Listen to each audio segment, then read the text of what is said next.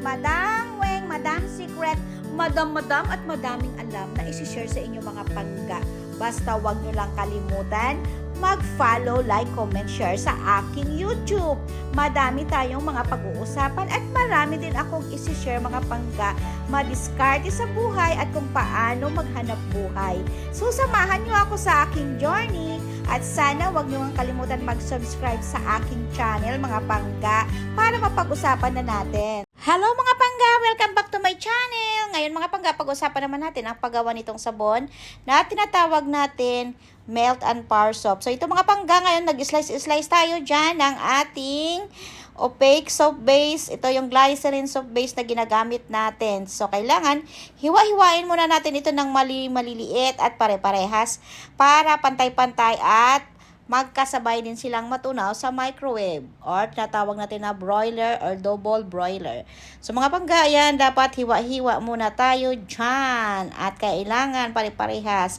At pagkatapos nyan mga pangga, ilagay na natin sila sa ating lagayan. Yan pangga ang tinatawag nating pitcher na long nose pangga at yan ay microwavable. So ayan mga pangga, ilagay natin yan at hahatiin ko yan dahil ilalagay ko sa isa yan dahil dalawa ang kulay na gagamitin natin. At ayan, dalawa na sila, pinagtimbang ko at pinaghati ng 250 mg. At ayan naman pangga, ang paglagay natin ng mga oil, olive oil, coconut oil, at sweet almond oil. So kailangan pagsama-sama na natin yan. At kailangan mabilis lang ang ating pagkilos at iyan ang coconut oil na aking ginamit. At nabili lamang yan sa mga shop online.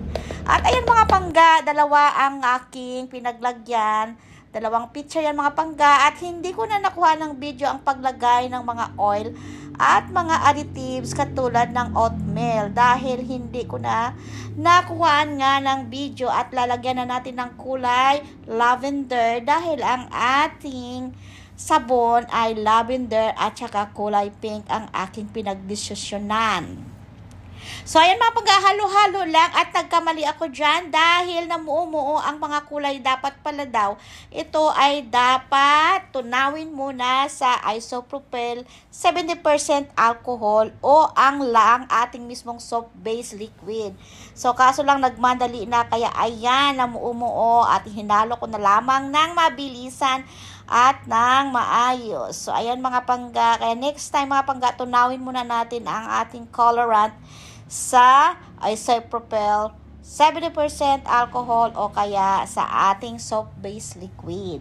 At mga pangga, yung isa naman ay kulay pink. Yan ang ating nilagay dyan. Diniretso ko na lang din mga pangga.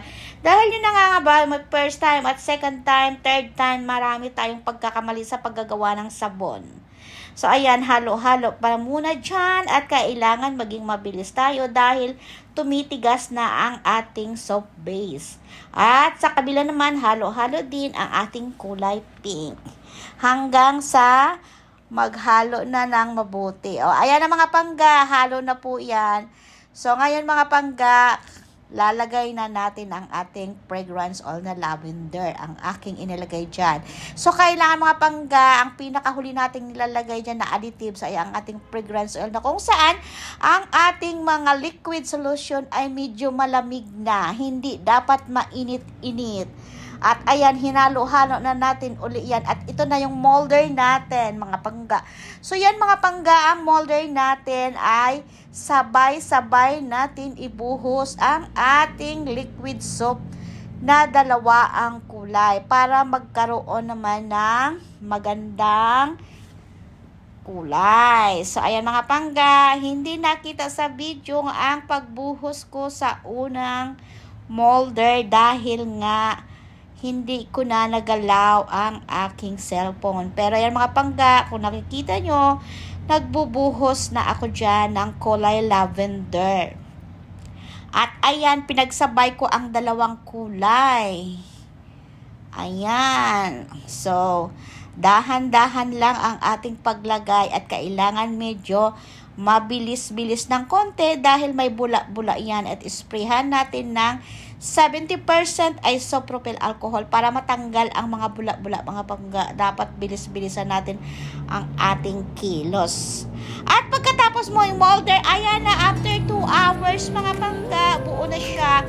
At ayan, naparami ang aking gawa dahil sa nag-i-enjoy ako sa paggawa ng sabon.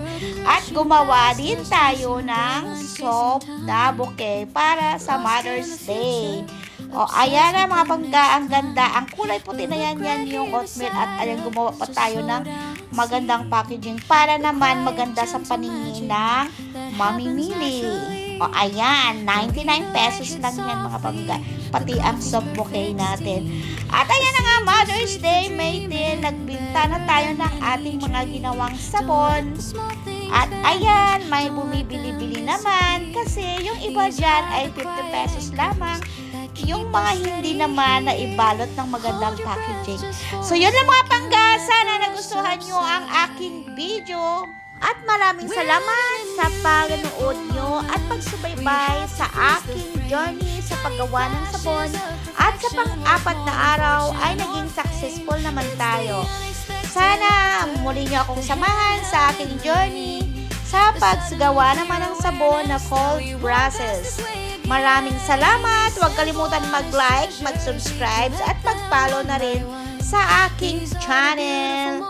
Bye-bye! Maraming salamat!